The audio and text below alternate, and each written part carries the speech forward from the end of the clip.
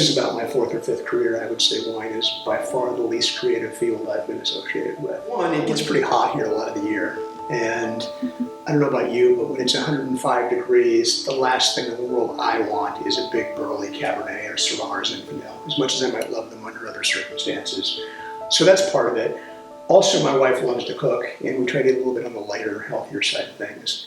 I think the white wines are a little bit more versatile with those types of foods than the big reds.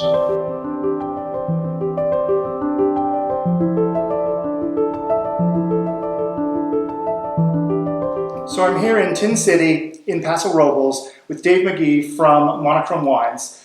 And this is a winery that's pretty exciting for me because I've heard that Dave makes some really good white wines, and I've never had anything from your winery yet. Okay. So I'm really looking forward to that. And thank you for taking the time to sit down and tell me a little bit about what you do and let me taste through these wines. Okay, sounds good. So let's start with the first one, and then if you could tell me a little bit about sort of what got you into winemaking and your path to this place. All right. Let's start with the wine, I guess, first. So this is called Distortion. It is kind of an unlikely combination of Albariño with a little bit of Gewürztraminer in it. Okay. And one of the great things about this area generally is there's such a diversity of different climates within a fairly short distance. And it's one of those reasons why we can get good Gewürztraminer like 3 miles away from here and good Albariño like 3 miles away from here and good Gewürztraminer like 70 miles to the north. Okay. And there aren't too many places in the world where you could do that. But the Gewürztraminer is made a couple of different ways. And then the Albariño is made primarily barrel fermented in neutral French oak barrels and then a little bit in stainless. And then just a little bit of Gewürztraminer, really to kind of pop the aromatics a bit. I really wanted to maintain the Albariño characteristic. Gewürztraminer can be a little bit overpowering, and sometimes if you add more than a little bit, it basically becomes a Gewürztraminer. So I wanted to stop it short of that point. I think we've all seen that situation happen before. Yeah. Where it's technically a blend, but you're getting this blast of Gewürztraminer. Right. It's a little bit the same way in Syrah and red wines. You know, a little bit of Syrah can add some interesting elements, but beyond a certain point, it becomes a Syrah. So where are we sourcing this from? Where's this coming? So the Albariño is from Plum Orchard Lane Vineyard, which is about 3 miles to the west of here. The Gewürztraminer is from a vineyard up in the northern end of the Santa Lucia Highlands area. It's actually owned by the Ribera Group. Well, yeah, I can see on the finish how you have that. That's where the Gewürztraminer kind of really roars up, and you get that spiciness and that wildness. Yeah, I find that just a little bit of Gewürztraminer, it pops the aromatics and some of the flavors, but it doesn't really register as Gewürztraminer. So I tried to stop it a little bit short of that. The next wine you'll taste is kind of the inverse of this, so you'll get much more Gewürztraminer. And all the wines that you make are white wines? Correct. And so tell me a little bit about that. How did you decide that was what you wanted to do? Because obviously you have the capability in this part of California to make great reds as well. What made you go for whites only? A couple of reasons. One, it gets pretty hot here a lot of the year. And I don't know about you, but when it's 105 degrees, the last thing in the world I want is a big burly Cabernet or Syrah or Zinfandel, as much as I might love them under other circumstances. So that's part of it. Also, my wife loves to cook, and we try to get a little bit on the lighter, healthier side of things. I think the white wines are a little bit more versatile with those types of foods than the big reds. Probably the main reason, though, is if you look around Paso, there are close to 350 wineries in the area. And I would say the vast majority of those are either entirely or primarily focused on red wines. Okay. So they'll have 1 or 2 whites, that's about it. Some of them make some beautiful white wines, but they tend not to make much of them. So they may only be pouring them part of the year. A lot of places, I think it's fair to say that it's not really where their passion is, and they don't put as much energy and effort into their whites as they do in their best reds. And you became passionate about white wines at some point? Yeah, and I'm just a bit of a contrarian too. I mean, I would say if I had to characterize what I'm really trying to do with monochrome, it comes down to 2 things. One is trying to make white wines that have a little more character and complexity than most people think about when they think about white wines. The other one is just trying to bring a little bit more creativity and unique styles to the field of wine generally. The field of wine, I think, can be very stodgy and tradition-bound and not very creative, actually. So not very creative? No. I don't think so. I mean, this is about my 4th or 5th career. I would say wine is by far the least creative field I've been associated with. Where did you come from before that? I worked in aerospace. I did radar and stealth aircraft design work. I worked in a lot of medical fields, interventional cardiology, neuroradiology, orthopedics, spine, a couple of other things. Did some consulting work. I started making wine in my garage, and one thing led to the next, and here I am. There's an axiom that has brought a lot to conversations about how wine moves forward, that farmers don't innovate, because if you innovate and you're wrong, you starve. Historically, and so the same temperament that creates the best wines, which is farmer temperament, will often create a lack of, especially on the business side of things, to innovate or to really take chances. Well, do you feel that starting in your in those other careers sort of lets you get the best of both worlds? Yeah, I think it definitely gives me a different perspective on creativity and trying to do something a little bit different. Wine is, as I said, very traditional. I mean, you look at the French appellation laws, for example, and basically what they say is, if you're going to make a wine in this area, you got to use these grapes, and you got to farm it that way. You got to make the wines this way, and it has to taste more or less like that. And I think that's very helpful if you're looking for consistency and predictability in those wines. But if you're looking to limit creativity, I can't really think of a better way of doing it.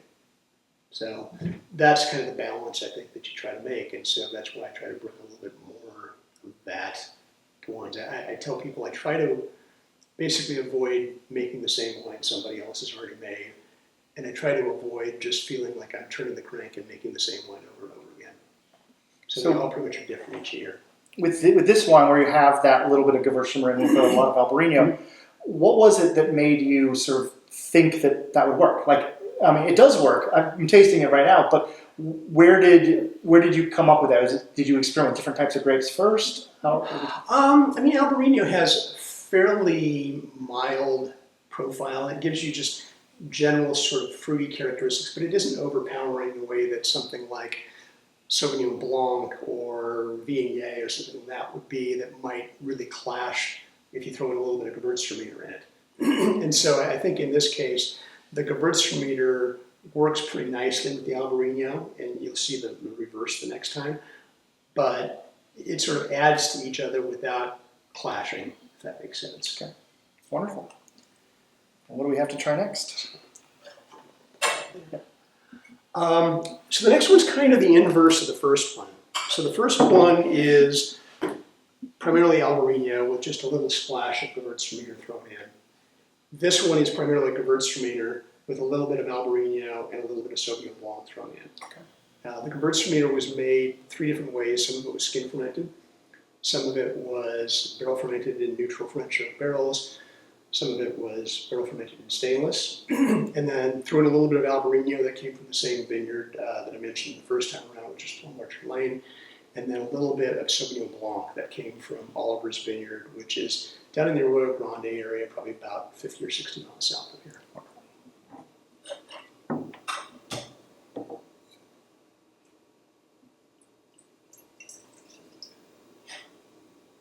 And what is this called? It's called North by Southwest. North by Southwest. Yeah, and the name really is kind of reflects the fact that in European terms, Gewürztraminer is a northern European variety. Albariño is more of a southwestern European variety, and kind of never the twain shall meet in Europe, but here, because of the diversity of climate and close proximity, you can get good examples of both within a fairly short distance. So that's where the name came from. Oh, okay, I see what you're talking about. This is that more fruit punch, that fruit, that mixture of fruits in a bowl, right? And much more sort of exotic, almost like kiwi and kiwi seed. And yeah, definitely much more Gewürztraminer influence in this one than in the first one. Yeah, is the there's a smoothness to it. I don't know if that smoothness is coming out of sort of like natural warmth of being here from California in the Gewürz, or if that's the Albariño rounding things off. It's probably a little bit of the Albariño rounding things off. It also is a function of how the wine is made. They're all primarily barrel fermented. They're all aged on lees, which gives you a little bit more of that rounded, smooth mouthfeel characteristic. None of the wines go through malolactic fermentation either, because I wanted to maintain the bright acidic balance there. Sometimes you lose that when you go through malo. And in the barrel aging process, are you using mostly new, mostly used? What are we looking at? Large, small? In these ones, it's primarily used. I do use a few new oak barrels. Those tend to go into wines where I'm trying to make a little bit more of a rounded, full-bodied wine. I try to make a spectrum, but generally I make multiple versions of every variety. Right, the third one's called By the Book, and it's kind of a take on a white Ribera del Duero blend. Okay. So Ribera del Duero, of course, is a very famous wine region in Spain known for their red wines. In fact, they never even had a designation for a white wine up until 2019. Wow, okay. Denomination origin, which is what they call them. So you could make a white wine there, but you couldn't call it a Ribera del Duero.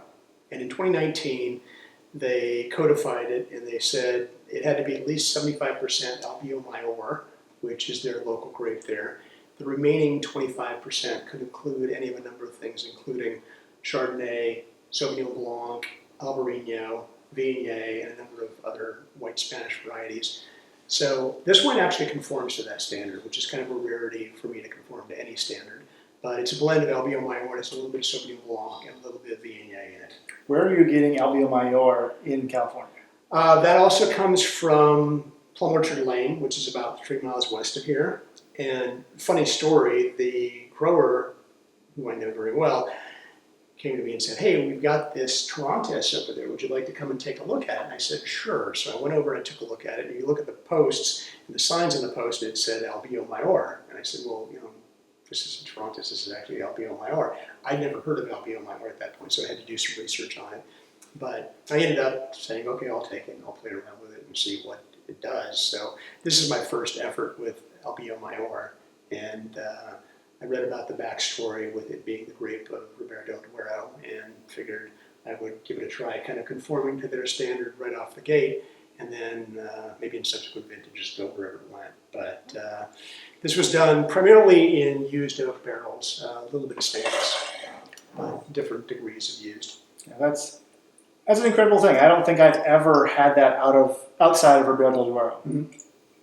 I'm probably not alone in that. There's probably a lot of us who've never had this grape outside. I'd never heard of it at all, and I would suspect you could probably count the number of vineyards in California that have it on one hand, I would guess. Seems like we may need 100% at some point to really see what it's like. Yeah, I just finished blending the 2023s, and this tastes really good, that vintage. Yeah.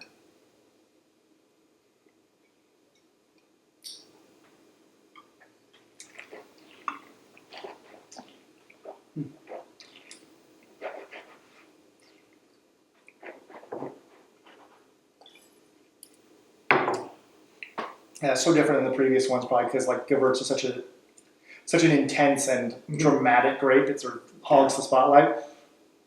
And I love the feeling on the tongue of this, the like lemon cream, the custardy nature, very, very unexpected.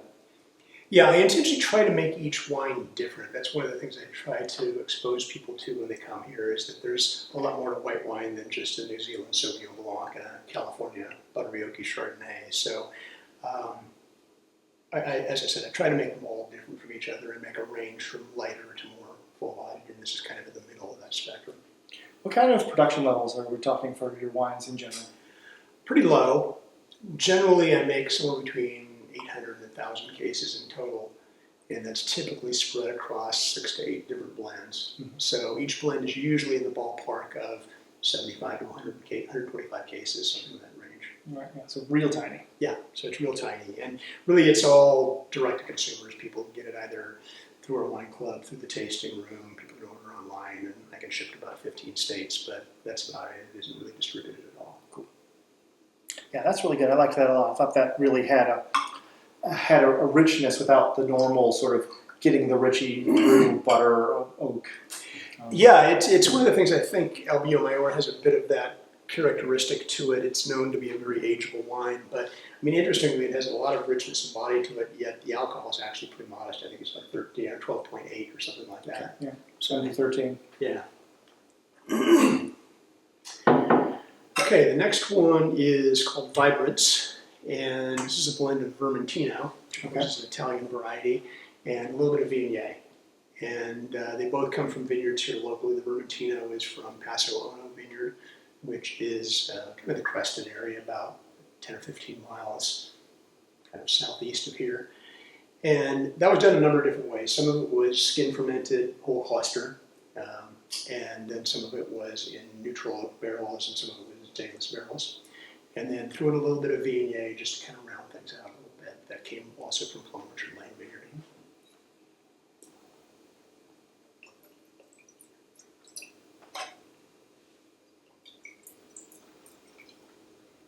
Yep, classic Vermentino on the nose. Mm-hmm. What have you learned as you've experimented with a lot of these grape varieties? Because it seems like you're still enjoying like the experimental process of trying different things. Mm-hmm. What are some of the discoveries that you've made during this time? I mean, you're right. I tend to change things a lot, and I wouldn't say I had any that are just like the flagship that I make every single vintage. So it really is all about kind of bringing out different flavors and different characteristics. And what I normally do is I make a lot of different versions of everything, and I use those as building blocks to construct the wines. And so the nice thing about that is I might have some great aromatics or great flavors, but maybe it's missing something. It needs a little bit more acidity, it needs a little bit more richness in body or something like that, and being able to bring something in to kind of round out the wine and complete it a little bit more. And in this case, that was one of those ones that it felt like the Vermentino just needed a little bit of something, and that seemed to be provided by the Viognier. How much does the wine, I think you talked a little bit about this, how much is the wine known? Like, hey, I'm gonna be making a Vermentino blend, but you don't know everything that's in it yet. Or how much is it a matter of, I have this good fruit in these quantities, and what can I make with it? It's kind of halfway between, actually. You know, I mean, I might start off with the thought that, okay, Albariño is going to be the core of this particular wine. But if there's some other things that add a little something to that core, then go for it. You know, I don't restrict myself to conventional blends or single vineyard or what I did last year or anything like that. It's really what works in that particular vintage. But beyond that, it's not like I try to make, this is my Vermentino blend and this is my Sauvignon Blanc blend or something like that. It's really whatever works out during the blending process. Are you taking contracts, like I'm going to get Vermentino from this vineyard every single vintage? Or is it a matter of, hey, this vintage, I'm interested in getting some Vermentino, and so I'm going to find a source for it? Well, it's nice to stick with a given vineyard because you start to develop a feel for the type of fruit that you get and the characteristics of that fruit. And so typically I will stay with the same vineyard for multiple years for that reason. But every once in a while it's good to try something new. And that's one of the great things about not owning vineyards is it gives me the flexibility to do that. And I can just, go out and talk to vineyards or talk to people and say, hey, I'm interested in Gewürztraminer, for example. Yeah. Where can I find some good Gewürztraminer? It seems like each lineup of the wines you make can be radically different vintage on vintage. Mm-hmm. So one vintage you might have that Albariño Gewürz blend, right? And next year we might have Gewürz Vermentino blend, like a complete, an Albariño with Viognier, or what, so that it's going to have those same grape sources, but how they fit together can be radically different. Right. And even within a given variety. So Barrel Distortion, which is the first one that you tasted, I've made a wine called Barrel Distortion multiple vintages, but they're all a bit different. One year it might have some skin fermented Albariño thrown in, it might have some carbonic macerated Albariño thrown in, it might have some Gewürztraminer thrown in.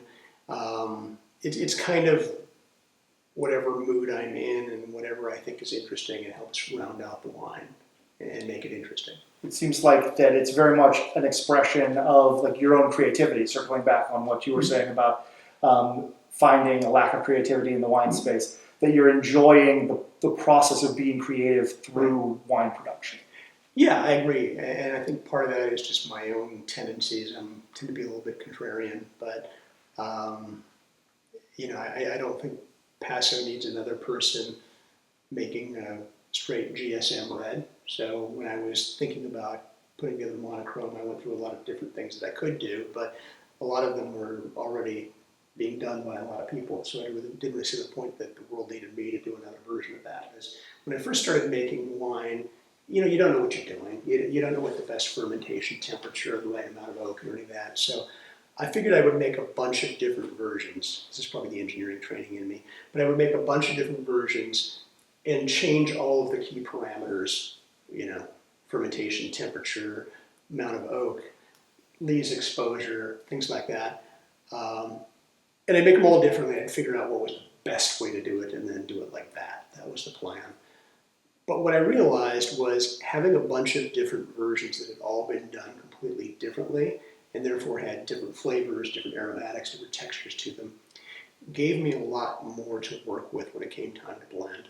And I think, at least to my palate, resulted in wines that had a bit more character than if I just made them all one way in a big tank, for example. I always compare it to cooking. If you're cooking and you only have one or two ingredients, you're pretty limited.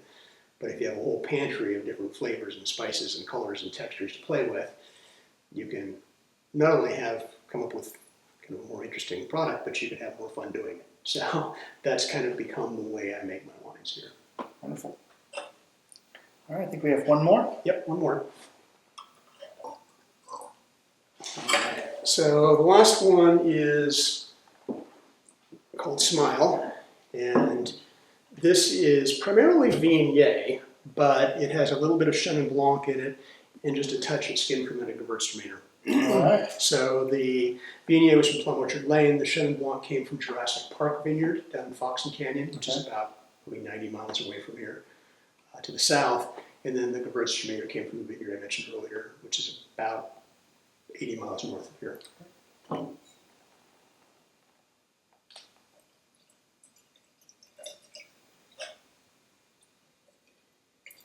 That's Viognier, all right. So far, the thing that's impressed me the most is how just really clear the varietal characters of a lot of the grapes are coming through, and it's the dominant grape. Right. Because when I taste it, it creates a complexity with those added things, but each of them seem to have a very simple, clean, clear profile, which is quite nice. It's not muddled. It's very precise. There's a question I like to ask toward the end of the interview for everybody, and a lot of times I'm asking this of somebody who has literally spent their whole life in wine. They're third generation, father to son, or they were a cellar rat when they were 10 years old, and now they're running a winery. But you've had a long career outside of wine and chose to go into wine. Right. And not to go into wine as somebody who just buys a winery for their helicopter pad, but that is actually making wine, trying to make really good wine, and I think succeeding. So, in your life, what does wine mean to you? I think at this point it's multidimensional. Certainly there's a lifestyle component to living in wine country, and you get immersed in it. Not only the wines that I make, but you're exposed to a lot of other wines in the area, and other winemakers come by and drop something off. It's like, here you go, try this and tell me what you think, which is nice. There's definitely a growing culinary scene here in Paso. It's getting better and better every year. That's certainly part of it. But also I think I love the winemaking part. I love the creative part. I love the sense of personal accomplishment, knowing that I personally made the wine that's in these bottles. And finally, I just enjoy interacting with people that come in here to taste wine. They're very interested in the wine. They're very interested in how the wine's made. They're generally in a very good mood, and it's just typically a lot of fun to interact with everybody. Well, wonderful. I've certainly had a lot of fun talking to you and tasting these wines. These are great. I have to say these are absolutely sort of better than I expected them to be. Okay. A lot of what is passed out as premium white wine from California is often a little cloying, isn't as fresh as you'd hope it would be, or as fresh as you get from Europe sometimes. Yeah. And these are absolutely fresh and pretty and very food friendly. So wonderful job. Thank you very much. Thank you for sitting with me. I appreciate it. No problem. I appreciate the time.